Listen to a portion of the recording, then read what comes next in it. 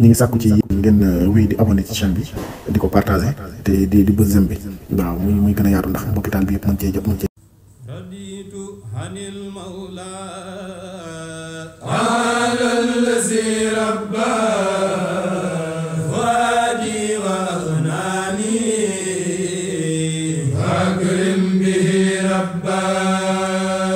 raditu hanil mawla